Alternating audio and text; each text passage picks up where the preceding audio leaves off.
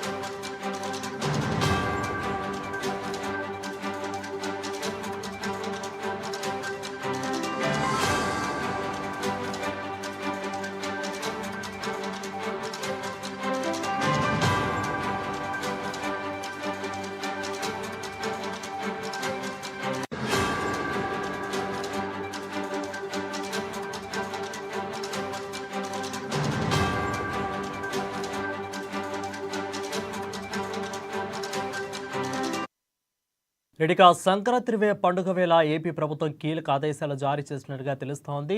2021-22 బ్యాచ్కు చెందిన 5గురు ఐపీఎస్ అధికారులను కూడా బదిలీ చేసింది. ఈ మేరకు సోమవారం నాడు ఉత్తర్వులను కూడా జారీ చేసింది. చింతపల్లి ఏఎస్పీగా నవజ్యోతి మిశ్రా, నంద్యాల ఏఎస్పీగా మంతా జావలి అల్ఫోన్స్కు పోస్టింగులు ఇస్తూ ఏపీ ప్రభుత్వం ఉత్తర్వులు జారీ చేసింది.